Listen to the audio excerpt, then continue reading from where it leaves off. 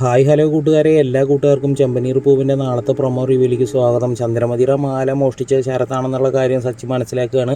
അങ്ങനെ രേവതിയുടെ വീട്ടിൽ പോകുന്ന സമയത്ത് രേവതിയുടെ അമ്മ ഭയങ്കരമായിട്ട് ശരത്തിനെ വാഴ്ത്തി പാടിക്കൊണ്ടേയിരിക്കുകയാണ്. ആ സമയത്താണ് സച്ചിക്ക് ഒരു കോള് വരുന്നത്. കൂട്ടുകാരനാണ് വിളിക്കുന്നത്.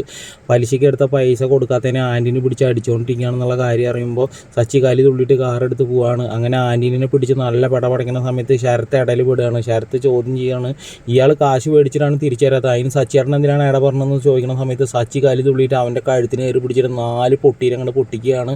ശരത്തിന് നല്ല രീതിയിലുള്ള പരിക്ക് പറ്റിയിട്ടുണ്ട്. എന്നിട്ട് ശരത്താണെങ്കിൽ ഹോസ്പിറ്റലിൽ പോയിട്ട് ഡോക്ടറുടെ അടുത്ത് കാര്യങ്ങളൊക്കെ പറയുമ്പോൾ ഡോക്ടർ ചോദിക്കുന്നുണ്ട്, ഇത് ബൈക്കിൽ നിന്ന് വീണത് തന്നെയാണോ, അല്ല ആരെങ്കിലും പിടിച്ച് തല്ലിയതാണോ, കേസാക്കേണ്ട കാര്യമാണെന്ന് പറയുന്ന സമയത്ത് ശരത്ത് പറയണം അല്ലല്ല ബൈക്കിൽ നിന്ന് വീണത് തന്നെയെന്ന് പറയുകയാണ്. പിന്നീട് രേവതി ഓടിപ്പടഞ്ഞ് ഹോസ്പിറ്റലിലേക്ക് എത്തുകയാണ്. രേവതി ആണെങ്കിൽ ശരത്തിനോട് പറയണ്ട, അയ്യോ സച്ചിയേട്ടൻ ഞാൻ ഇതറിഞ്ഞ് ഇപ്പം തന്നെ ഓടിപ്പടഞ്ഞ് വരുമല്ലോ എന്ന് പറയുമ്പോൾ ശരത്ത് ഒന്നുകൂടി പേടിക്കുകയാണ്. പിന്നീട് സച്ചിയാണ് കൂട്ടുകാരനോട് പറയുന്നുണ്ട്, എടാ ഞാൻ ആൻ്റണീനെ തല്ലിയത് അവൻ നിന്നെ തല്ലിയോണ്ടാണ്, പക്ഷേ ശരത്തിനെ തല്ലിയത് അതുകൊണ്ടല്ല എന്ന് പറയുകയാണ്.